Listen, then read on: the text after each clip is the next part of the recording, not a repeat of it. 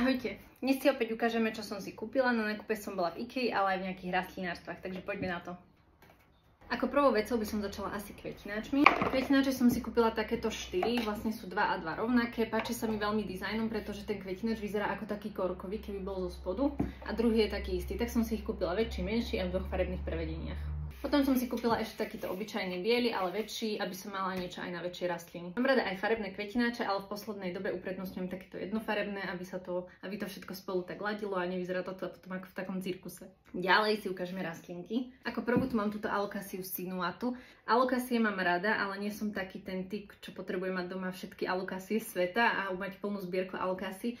No táto, keď som ju videla niekde na e-shope, tak som si povedala, že však dobré alokasie ďalšie, ale táto, proste tie listy, ešte teraz, keď na ňu svieti slnko, oni sú úplne lesklé. Vyzerajú až ako také umelé, keby boli. Proste až neverím, že takto dokáže vyzerať rastlina, ktorá nie je ničím postriekaná a vyzerá tak prirodzene. Brutál.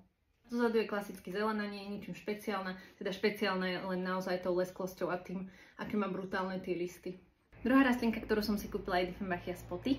Má takéto krásne listy, predpokladám, že preto sa aj volá Spotty, pretože sú na ne akoby také bodky biele. V poslednej dobe si v rastlinárstvách začínam, alebo v obchodoch s rastlinami začínam všímať, že sa tam objavujú takéto rastliny s takým kamuflážnym alebo takým maskovaným efektom na listoch, ako keby presne ako je aj tento. No a mne sa to veľmi páči, mám aj také kaladium. Podobná rastlina je aj Aglaonema.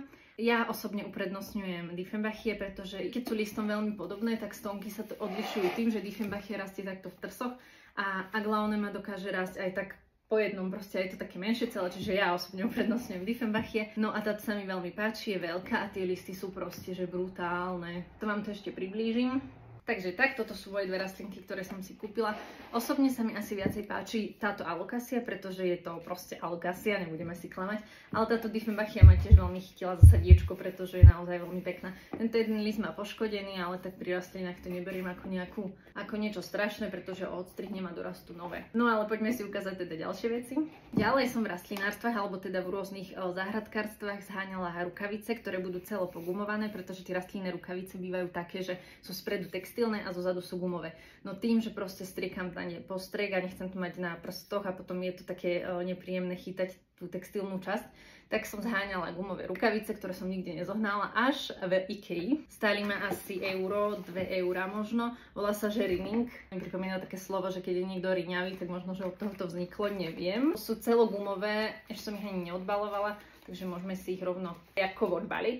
Sú dosť veľké, vidím ako ten mimoň v nich, špola, keď ich mám. No s týmto určite sa mi bude strikať jedna radosť. No tak sú príjemné, sú také hebonké. A tak, no nebudem vám tu ospevovať gumené rukavice. Hovorí sa, že v živote sa máte tešiť aj z maličkostí. Neviem, či očakávajú, že sa niekto bude tešiť z gumených rukavíc, tak ako ja. Stalo sa. No a posledná vec, ktorú som si kúpila, je tiež z IKEA. Ja mám na balkóne taký kovový stojan, no a tento stojan je výhodný v tom, že už z IKEA sa vyrába teda s takým plastovým obalom.